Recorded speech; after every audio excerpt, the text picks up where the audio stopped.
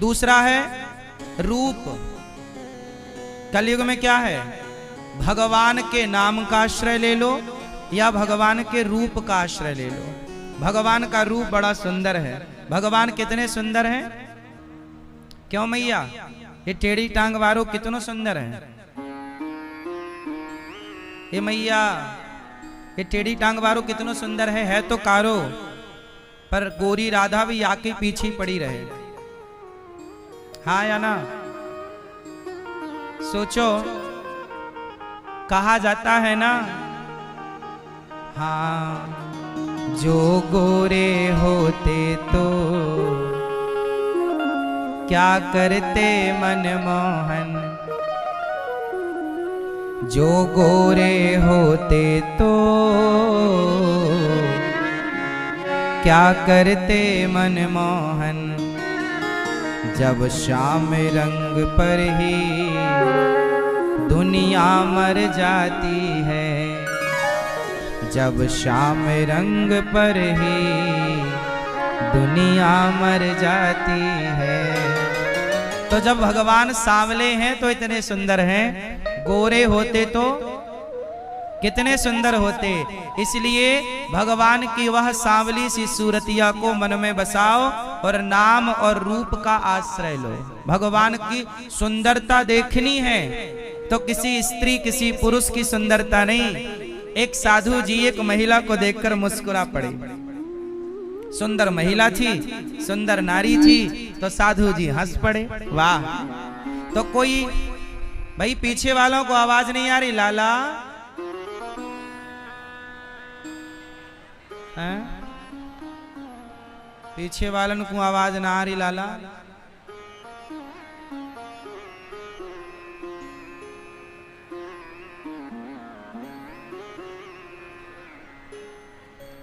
आ रही आ रही है।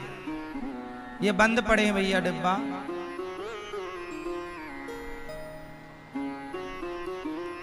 तो भगवान की छवि को मन में बसाया जाए। नाम रूप भगवान के नाम का आश्रय लिया जाए। भैया आप सबन को आवाज आए? ए लाला, नाम रूप भगवान के नाम का आश्रय ले लिया जाए। भगवान का नाम बड़ा सुंदर, भगवान के रूप का आश्रय ले लिया जाए, रूप बड़ा सुंदर। एक साधु जी एक महिला को देखकर बोले, कितनी सुंदर हो। तो कोई दूसरा बोला, वाह बाबा जी आपको महिला की सुंदरता दिख रही है। तो साधु जी ने कहा, ना भैया, जो अजर हुए अदब तेरे देखते हैं, वो शेर कत्ल पहले अपना देखते हैं। ना मतलब है तुझसे ना सूरत से तेरी, हम तो सिर्फ कन्हैया तेरी कलम देखते हैं। कि जिस परमात्मा ने सुंदर नारी बनाई वो भगवान स्वयं कितना सुंदर होगा। जिस परमात्मा ने सुंदर स्त्री बनाई, सुंदर पुरुष बनाया, सुंदर संसार बनाया, पशु पक्षी बनाए, वो भगवान स्वयं कितना सुंदर होगा। क्यों? हाँ, जिसकी रचना इतनी सुंदर, वो कितना सुंदर होगा। नाम तुम्हारा पालनहारा, जाने कब दर्शन होगा। जिसकी रचना इतनी सुंदर, वो कितना सुंदर होगा। आई आवाज?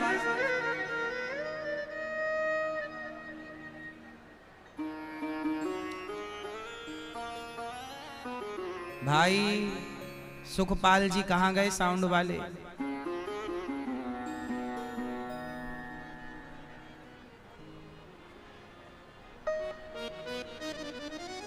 तो नाम रूप, या तो भगवान का नाम जप करो, रूप का आश्रय लो, और लीला या भगवान की लीलाओं का गुणगान करो, गाओ और सुनो। सुनो और गाओ। भगवान का आ गई लाला, आए गई, आए गई, आए गई। अब ना जाए लाला।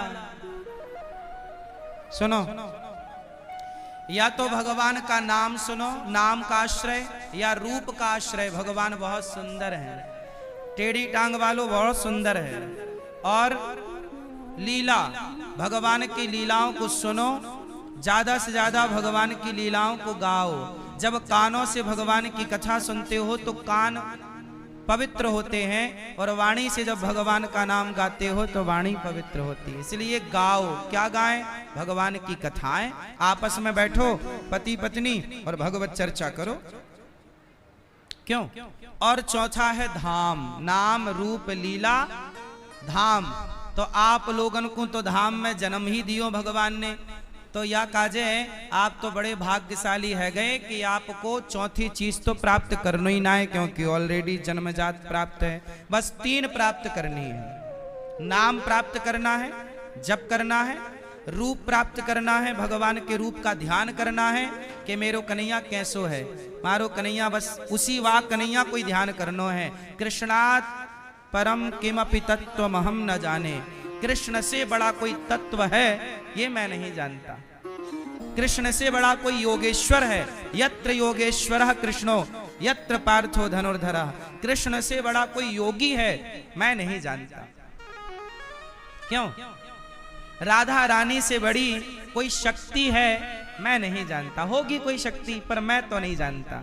मैं तो ये जानता हूं कि जगत का आधार श्री राधा रानी है। अरे जगत लक्ष्मी जी पांव दबाती हैं नारायण के। लक्ष्मी जी पांव दबाती हैं भगवान नारायण के।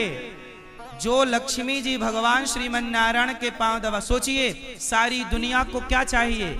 लक्ष्मी। सारी दुनिया को क्या चाहिए? लक्ष्मी। पर वो लक्ष्मी को क्या चाहिए? नारायण।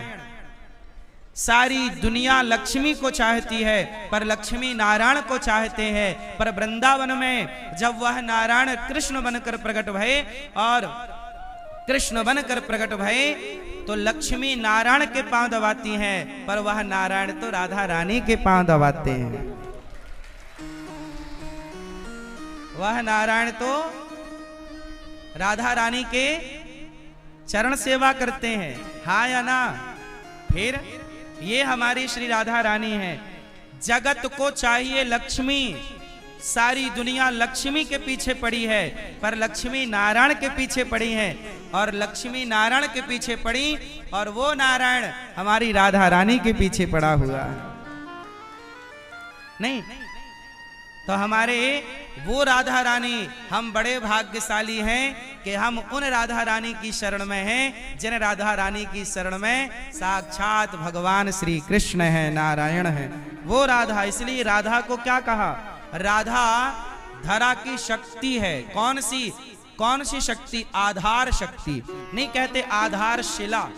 चलो भैया घर की नींव रखना, उसे क्या बोलते? भैया आधार शिला रखना है। आज आधार शिला का प्रोग्राम है। तो आधार शिला, तो सृष्टि का आधार क्या है? राधा। इसलिए आप राधा राधा मत कहो, बोलो आधार। आधार आधार आधार आधार आधार राधा। आधार कहोगे तो राधा अपने आप आएगा, क्योंकि आधार मतलब राधा ही सृष्टि का आधार है। राधा ही सृष्टि का। इसलिए आधार कहने से क्या बोध होता है? बोलो। आधार कहने से राधा का बोध होता है कि नहीं? बोलो हाँ कि ना। बात सही है कि गलत है?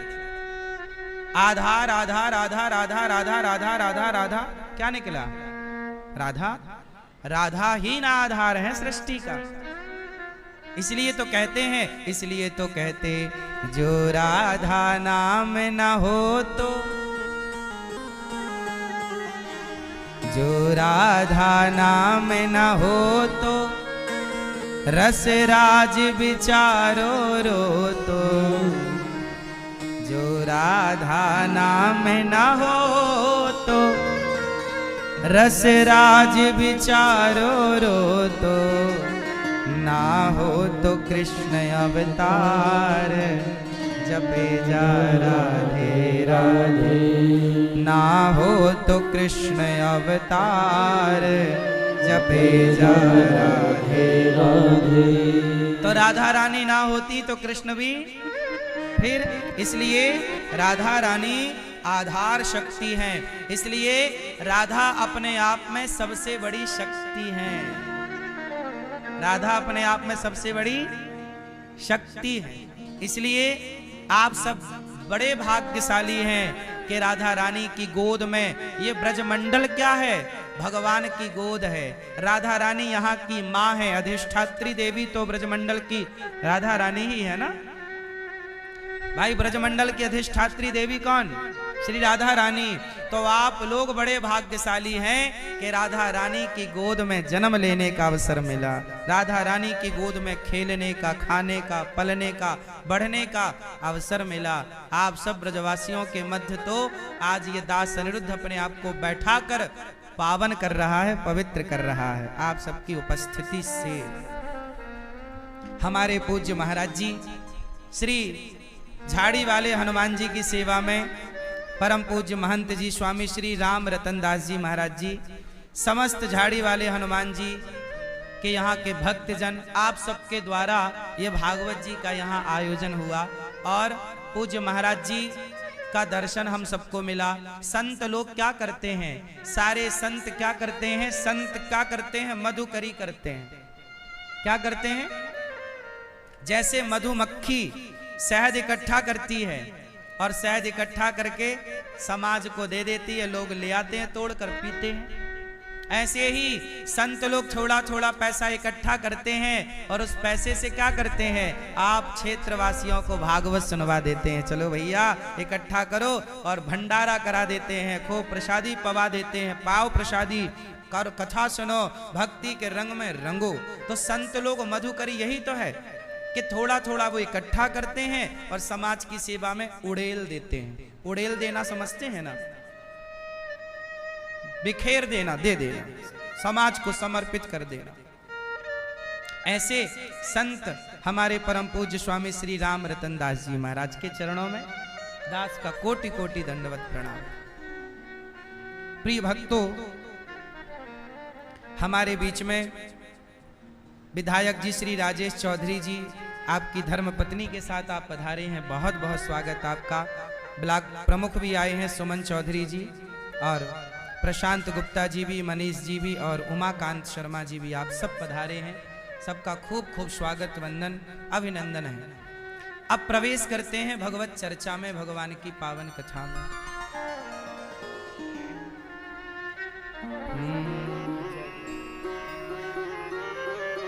आप आए गौरी गोपाल आए।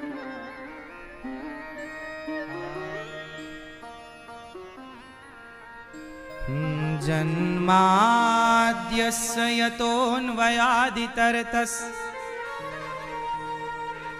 चार्थे स्वभिज्ञः स्वराट् तेने ब्रह्म हृदय आदि कवये मुह्यन्ति यत्सूरयः तेजो वारि मृदाम यथा विनिमयो यत्र त्रिसर्गो मृषा धाम्ना स्वेन सदा निरस्तकुहकं सत्यं परं धीमहि।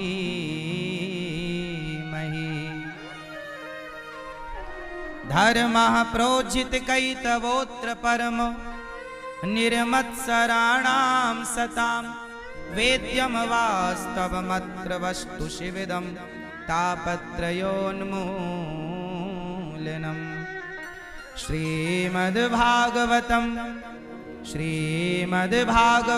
महामुनिकृते किं वा परैरीश्वरः सद्यो हृद्यवरुध्यतेऽत्र कृतिभिः शुश्रूषुभिस्तक्षणात्। जन्म आदि यस्य जन्माद्यस्य। भागवत जी में पहली बात क्या, ब्रह्म सूत्र से भागवत जी को व्यास जी ने प्रारंभ किया। जन्माद्यस्य यतः, जन्म आदि यस्य जन्माद्यस्य। भगवान कौन है? जन्म देने वाले। कौन? भगवान किसे कहते हैं? क्यों भैया? ये मोबाइल वाले भैया बात करेंगे, बताओ भगवान किसे कहते हैं? उत्तर दो। सब लोग ध्यान से, अब तो आवाज आ रही है ना पूरी? हाँ, अब ध्यान से सुनो। मैया, लाल मैया, बैठो मेरी माँ। सुनो, ये बताओ भगवान किसे कहते हैं? आप बताओ भैया, ईश्वर भगवान किसे कहते हैं? कोई आपसे पूछे क्यों भैया भगवान किसे कहते हैं, बताओ परिभाषा किसे? भगवान किसे कहते हैं? है? परिभाषा देखो, आप सनातनी हैं, हम सब सनातनी हैं। मुसलमान को कुरान आती है, मुसलमान को कुरान आती है, उर्दू आती है। मुसलमान का बच्चा पढ़ने मदरसे जाता है, वो अपने धर्म का बोध सीखता है। हमारे बच्चों को भी क्या गीता नहीं पढ़ने जाना चाहिए? जब मुसलमान के बच्चे को बचपन से उनके मजहब पंथ का बोध है, तो क्या सनातनियों को बचपन से अपनी संस्कृति अपने संस्कारों का बोध नहीं होना चाहिए? क्यों भैया बताओ, होना चाहिए ना? ये हम सनातनियों की कमी है कि हम अपने बच्चों को गीता से वंचित रखते हैं, गीता नहीं पढ़ाते।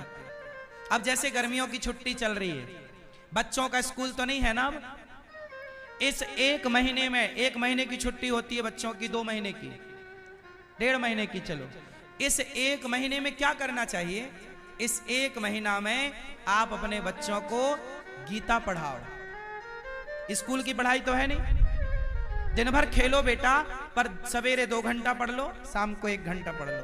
गीता पढ़ो, एक महीने में गीता को समझो, थोड़ा रामचरितमानस पढ़ो, थोड़ा कृष्ण के बारे में जानो, कृष्ण कौन है।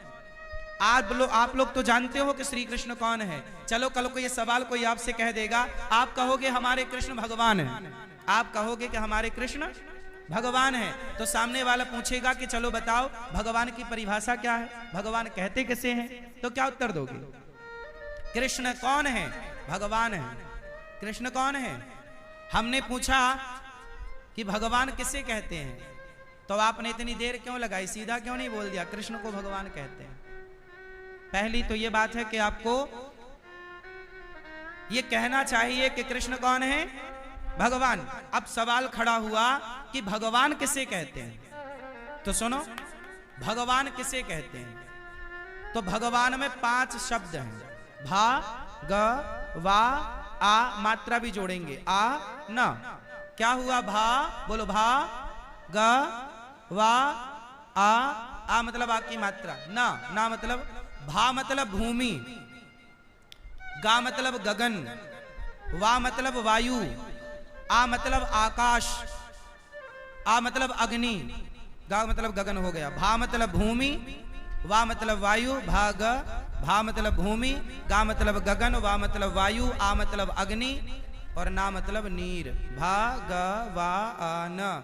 तो भा मतलब भूमि, गा मतलब भाग, वा मतलब वायु, आ मतलब अग्नि, ना मतलब नीर।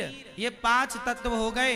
इन 5 तत्व से ही आप बने, हम बने, सृष्टि बनी। तो प्रकृति को ही भगवान कहते हैं। पृथ्वी, जलवायु, अग्नि, आकाश। हमारा भगवान वायु के रूप में है, बोलो हाँ। हमारा भगवान जल के रूप में है, नारायण। नार कहते हैं जल को, नार में, जल में शयन करने से उनका नाम पड़ा नारायण। भगवान नारायण का नाम नारायण क्यों पड़ा? क्योंकि वो जल में क्षीर सागर पर शेष सैया पर शयन करते, इसलिए उनका नाम पड़ा नारायण। तो भगवान जल के, इसलिए भगवान का एक नाम है निराकार। लोग कहते हैं ना निराकार, निराकार नहीं, निराकार। निराकार भी है अलग, उसकी व्याख्या भी बताऊंगा। पर एक चीज और समझो, निराकार क्या कार? नीरा, नीर मतलब जल, जल के आकार के भगवान है, बोलो हाँ। अच्छा ये बताओ, जब जरूरत पड़ी तो हमारे श्री कृष्ण ने अग्नि का पान किया कि नहीं? अग्नि पी गए। कभी आएगी आगे चर्चा। भगवान आग पीते हैं, तो आग कौन पी सकता है? कोई सामान्य? तो भगवान कौन है? अग्नि के स्वरूप है या नहीं? तो भगवान ही प्रकृति है। भगवान किसे कहते हैं? बोले प्रकृति को ही भगवान कहते हैं। इसलिए हम सनातनी लोग प्रकृति की पूजा करते हैं। हम पीपल की पूजा, वटवृक्ष की पूजा, तुलसी की पूजा, नदी की पूजा, समुद्र की पूजा, पत्थर की पूजा। बोलो हाँ, हम लोग ही हैं जो धूल को पूजते हैं। इसलिए दुनिया में कहीं धूल को ना पूजा जाए, पर ब्रजमंडल की तो रज को ही धूल को पूजा जाता है। नहीं पूजा जाता। पूरी दुनिया में धूल की पूजा कहीं होती है तो ब्रजमंडल में होती है। बोलो हाँ, रज की पूजा। अच्छा, ब्रज कहते हैं इसे। हम लोग कहां बैठे हैं? ब्रज में। चलो बताओ, ब्रज का फुल फॉर्म क्या हुआ? ब्रज मतलब फुल फॉर्म ब्रज का? ब्रज का फुल फॉर्म, ब्रज का फुल फॉर्म होता है ब्रह्म की रज। ब्रा मतलब ब्रह्म, रा मतलब रज। ब्रह्म की रज जहां सजीव आज भी उपलब्ध हो उसे ब्रज मंडल कहते हैं, उसे ब्रज कहते हैं, जहां ब्रह्म की रज हो। इसलिए आज भी लोग आते हैं तो गिरिराज जी, बरसाना और वृंदावन लोग लौटते हैं, दंडवती परिक्रमा करते हैं। और ब्रजरज में क्या? ब्रजरज में ब्रजरज में लौट कर यमुना जल कर पान, राधा राधा रटत ही या तन सो निकले प्राण। तो ब्रज रज में लौट कर, लौटने की महिमा। आज भी लोग निधि वन जाते हैं, लौटते हैं। सेवा कुंज जाते हैं तो लौटते हैं। गिरिराज जी की और बरसाने की और वृंदावन की परिक्रमा लगाते हैं लोग तो लौटते हैं ब्रज रज में। वाह, यही ना रज है। इसलिए भगवान किसे कहते हैं? प्रकृति। हमारा भगवान केवल एक रूप में नहीं कि हम केवल गिरिराज उठाए कन्हैया की पूजा करेंगे, नहीं। हमारा गिरिराज उठाया हुआ कन्हैया रज के रूप में भी मौजूद है। हमारा गिरिराज उठाया हुआ कन्हैया आग के रूप में भी मौजूद है। हमारा गिरिराज उठाया हुआ कन्हैया वायु के रूप में, वायु सर्वत्र है तो वायु के रूप में हमारा कन्हैया ही सर्वत्र है। बोलो हाँ, आकाश सर्वत्र है तो हमारा कन्हैया गिरिराज जी उठाया है, वो कन्हैया आकाश के रूप में सर्वव्यापी है। बोलो हाँ, हमारा कन्हैया केवल वृंदावन या ब्रजमंडल तक ही सीमित नहीं है। हमारा कन्हैया तो सृष्टि के कण कण में किस रूप में व्यापक है? जैसे आकाश के रूप में, वायु के रूप में, अग्नि के रूप में, जल के रूप में, पृथ्वी के रूप में, धरती के रूप में। हाँ या ना? यही ना व्यापक। इसलिए हमारे यहां ब्रह्म कहते हैं। ब्रह्म, ब्रह्म का फुल फॉर्म क्या हुआ? व्यापक। विष्णु सर्व गुहाशया। विष्णु शब्द क्या है? व्यापक को विष्णु कहते हैं। ब्रह्म व्यापक है। व्यापक मतलब हरि व्यापक सर्वत्र समाना। हरि व्यापक सर्वत्र समाना। और प्रेम ते प्रगट हो ही मैं। तो हमारा कन्हैया व्यापक है। इतना सा कन्हैया हमारा नहीं है कि इतना सा बस एक जगह है, नहीं। हमारा कन्हैया तो हर रूप में है। क्यों जी, बात सही है? हर रूप में व्यापक है, बड़ा है, छोटा सा नहीं है। अड़ोर अणिया जरूरत पड़ने पर वो कन्हैया छोटा भी हो जाता है। यशोदा का बेटा बन गया। दूध पीता है मैया का, मैया मुझको दूध पिलाए दे। मैया बोली लाला अभी मक्खन तेरे लिए दोह रही हूं ना। एकेदा गृहदासीसु यशोदानंद गेनी कर्मांतर नियुक्तासु निर्ममंथ स्वयं दधी। एक बार मैया दही मंथन कर रही, कन्हैया ने मथानी पकड़ ली। मैया मुझको दूध पिलाए दे। मैया बोली लाला तेरे लिए ताजा ताजा मक्खन निकाल रही हूँ, अभी दूध ना पिलाऊं तुमको मक्खन खवाऊंगी ना। मैया मुझको तो तेरो दूध ही पीनो है। अब जरा सवाल खड़ा हुआ। परीक्षित जी ने कहा, हे सुखदेव जी रुको रुको रुको, गुरुदेव रुको, क्या हुआ ये बताओ कि ये यशोदा मैया ने कौन सा पुण्य किया कि जगत के पालनहार की माता बनी और जो जगत का पेट भरता हो आज उसे तृप्त कर रही है माता यशोदा अपने दुग्ध पान से, दूध पिलाकर। क्या ये कन्हैया भूखा है? बोलो, क्या ये भूखा है? पर मैया से कहता भूख लगी दूध पीना है। अब बताओ, क्या ब्रह्म को भूख लगेगी? जगत के पालनहार को भूख लग सकती है, लेकिन वो भगवान बिक जाता है प्रेम में। वो कन्हैया बिक जाता है किसमें? प्रेम में। मैया के प्रेम ने खरीद लिया है कन्हैया को, और ऐसे खरीदा कि मैया डांटती है, ए लाला आज तो को मारूंगी, डंडा लेके वो कन्हैया के पीछे दौड़ती है। जगत के पालनहार भगवान आंखें खोल लें तो सृष्टि हो जाती है, भगवान आंखें बंद कर लें तो प्रलय हो जाता है। भगवान आंखें खोलें तो सृष्टि होती है और आंखें बंद करें तो प्रलय होता है। ऐसे भगवान को मैया बोली, आज तो कुम पकड़ के ही रहूंगी, और भगवान भाग रहे, मैया मत मारियो, मैया मत मारियो, मैया मत पकड़ियो, भाग रहे हैं भगवान। और मैया ने पकड़ा और उखल से बांध दिया, पकड़ा और उखल से बांध लिया और भगवान बंध गए। अब बताओ, क्या ब्रह्मा के बांधे भगवान बंधते?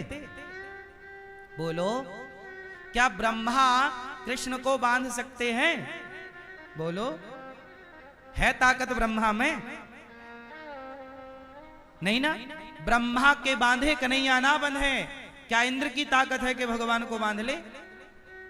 क्या और किसी की ताकत है कि भगवान को बांध सकें? लेकिन मैया की ताकत है कि मैया बोली, आज दारी के तोकू पकड़ के ही रहूंगी, बांधूंगी तोकू, मैया मत बांधियो। उखल से बांध दिया और बांधा तो 2 अंगुल रस्सी कम पड़ गई। ये देखो जरा, ये सब क्या था?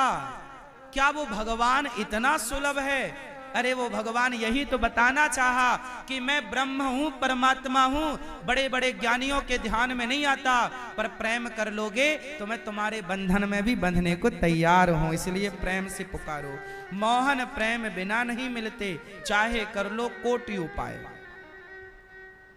तो भगवान क्या है? दुर्लभ हैं, लेकिन दुर्लभ भी प्रेम के आगे सुलभ हो जाते हैं। ऐसे भगवान हैं। तो भगवान कौन है? ऐश्वर्यस्य समग्रस्य धर्मस्य यश सहस्री ज्ञान वैराग्य और चैव षड्नाम भगितीर्ण। भगवान किसे कहते हैं? ये व्याख्याएं हैं। बिनु पग चलहि सुनहि बिनु काना, कर बिनु कर्म करहि विधि नाना। मैया भगवान किसे कहते हैं? जो बिना कानों के सुने। ए भैया, भगवान किसे कहते हैं? जो बिना कान के, जोर से, जो बिना कान के और जो बिना हाथ के काम करे, और जो बिना पांव के चले, और जो बिना वाणी के बोले, जो बिना आंखों के। अच्छा ये बताओ कि बिना कान के भगवान ने कहां सुना? चलो सुनाओ।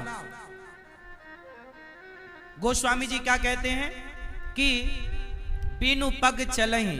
अच्छा बताओ, भगवान श्री कृष्ण बिना पांव के कहां चले?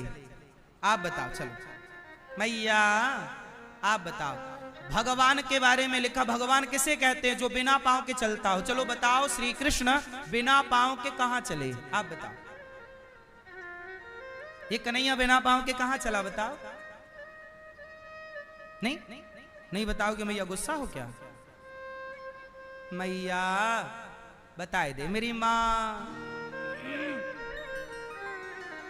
बिना पांव के भगवान कहां चले? नहीं सुनो, ये हमारा कन्हैया कैसा है? ये बिना पांव के चलता है। सिद्ध हो गया कि ये कृष्ण कोई मनुष्य नहीं है, भगवान है। कहां चला? आओ दिखाते हैं। जब द्रौपदी ने पुकारा, जब द्रौपदी ने पुकारा, उस समय द्वारिकाधीश द्वारिका में थे। और साड़ी कहां खिंच रही थी द्रौपदी की? हस्तिनापुर। हस्तिनापुर मतलब वर्तमान का मेरठ। आज जो मेरठ है उस जमाने का यही हस्तिनापुर था, और जो आज की दिल्ली है यही उस टाइम की इंद्रप्रस्थ थी। बोलो हाँ। तो मेरठ आज वर्तमान का मेरठ, जहां द्रौपदी की साड़ी उतारी जा रही थी। और द्वारिका कहाँ है? गुजरात में, समुद्र के किनारे। तो हमारे कन्हैया कहाँ थे उस समय? द्वारिका में। द्वारिका मतलब समुद्र के किनारे, सीधा आखिरी छोर भारत का। क्यों भैया? भारत का आखिरी छोर है द्वारिका। अब बताओ कि द्रौपदी ने पुकारा, मेरठ से हजारों किलोमीटर की दूरी है, लेकिन द्रौपदी की साड़ी जब उतर रही और द्रौपदी पुकार रही,